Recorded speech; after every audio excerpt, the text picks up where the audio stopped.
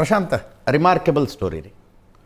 600 ಕೋಟಿ ಏನು ಡಿಫೆನ್ಸ್ ಎಕ್ಸ್ಪೋರ್ಟ್ನಿಂದ 24,000 ಕೋಟಿ defence export within a span of 11 years. ನೋಡಿ, ಕಳೆದ 75 ಸ್ವತಂತ್ರ ಭಾರತದ 75 ವರ್ಷಗಳಲ್ಲಿ ನಾವೆಲ್ಲಾದರೂ ಲ್ಯಾಗಿಂಗ್ ಬಿಹೈಂಡ್ ಇದೆ ಅಂದರೆ ಡಿಫೆನ್ಸ್ ಇಂಪೋರ್ಟ್ಸ್ಗಳನ್ನು ತುಂಬ ಜಾಸ್ತಿ ಮಾಡ್ಕೊಳ್ತೀವಿ ಅನ್ನುವ ಕಾರಣಕ್ಕೋಸ್ಕರ. ಫ್ರಾನ್ಸ್ ಇರ್ಬೋದು, ಅಮೆರಿಕ ಇರ್ಬೋದು, ಇತ್ತೀಚಿನ ದಿನಗಳಲ್ಲಿ ಇಸ್ರೇಲ್ ಇರ್ಬೋದು, ರಷ್ಯಾದಿಂದ ನಾವೇನೆಲ್ಲ ತಗೊಳ್ತಾನೆ ನೀವು ಅದನ್ನು ಇಂಪೋರ್ಟ್ ಮಾಡಿಕೊಳ್ಳೇಬೇಕಾಗತ್ತೆ. ಆದರೆ ಭಾರತ ತನ್ನ ರಕ್ಷಣಾ ವ್ಯವಸ್ಥೆಯಲ್ಲಿ ಇಂಡಿಜಿನಸ್ ಆಗಿರ್ತಕ್ಕಂಥ ಅಸ್ತ್ರಗಳ ಬಳಕೆ ಮತ್ತು ಅದರ ಪ್ರೊಡಕ್ಷನ್ನಲ್ಲಿ ತುಂಬ ಹಿಂದುಳಿದ ದೇಶವಾಗಿತ್ತು. ನೋಡು, ನಮ್ಮ ಆರ್ಥಿಕತೆ ಒಂದು ದೊಡ್ಡ ಪ್ರಮಾಣದಲ್ಲಿ ಬೆಳೀತಾ ಇದ್ದರೂ ಕೂಡ ಅದರ ಬಗ್ಗೆ ಎಲ್ಲೊಂದು ಕಡೆ we were lagging behind. But ಕಳೆದ 10 ವರ್ಷಗಳಲ್ಲಿ ಗೌರ್ಮೆಂಟ್ ಡೇಟಾಗಳೇನು ಹೇಳ್ತಾ ಇವೆ ಅಲ್ವಾ, ದ್ಯಾಟ್ ಈಸ್ ರಿಮಾರ್ಕೆಬಲ್.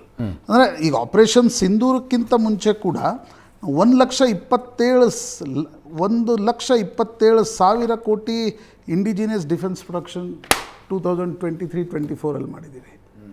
ಇದು ನನಗನ್ಸುತ್ತೆ ಆಪರೇಷನ್ ಸಿಂಧೂರ್ ಏನಿದೆ, ಸಿಂಧೂರ್ನ ನಂತರ ನಮ್ಮ ಅಸ್ತ್ರಗಳು ಈಗ ಸ್ಪೆಷಲಿ ಬ್ರಹ್ಮೋಸ್, ನೂರಾಖಾನ್ ಏರ್ ಬೇಸ್ ಮೇಲೆ ಬ್ರಹ್ಮೋಸ್ ಮಿಸೈಲನ್ನು ಹೊಡೆದ್ರು ಅಂತಕ್ಕಂಥದ್ದರ ಬಗ್ಗೆ ಸಾಕಷ್ಟು ಚರ್ಚೆಗಳಿದೆ. ಆ ಚರ್ಚೆಗಳ ನಂತರ ನಿಶ್ಚಿತವಾಗಿ ವರ್ಲ್ಡ್ ಮಾರ್ಕೆಟ್ ನಮ್ಮ ಕಡೆ ನೋಡುವ ರೀತಿಯಲ್ಲಿ ಆಗತ್ತೆ ಅಂತಕ್ಕಂಥದ್ದು ಕೂಡ ಆಪರೇಷನ್ ಸಿಂಧೂರದ ಇನ್ನೊಂದು ಸಕ್ಸಸ್ ಸ್ಟೋರಿ ಅಂತ ನಾನು. ಆಪರೇಷನ್ ಸಿಂಧೂರ ಮಾಡುವ ಸನ್ನಿವೇಶ ಉದ್ಭವವಾಗಬಾರ್ದಾಗಿತ್ತು, ಅದರ ಬಗ್ಗೆ ನೋ ಡೌಟ್.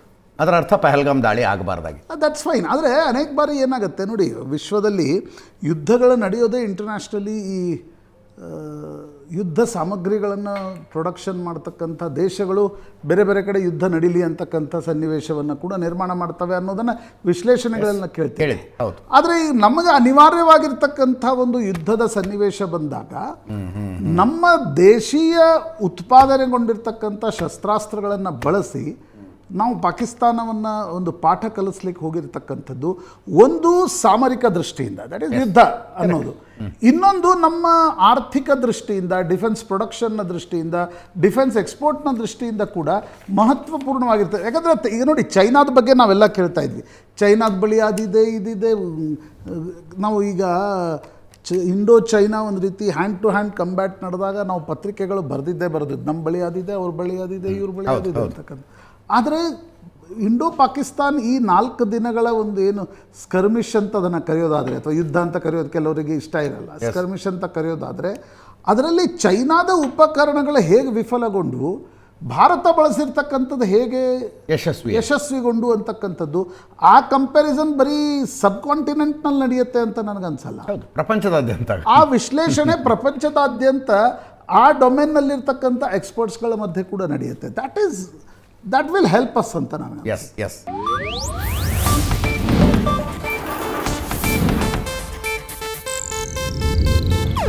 ಇದು ಏಷ್ಯಾನೆಟ್ ನ್ಯೂಸ್ ನೆಟ್ವರ್ಕ್ ಪ್ರಸ್ತುತಿ.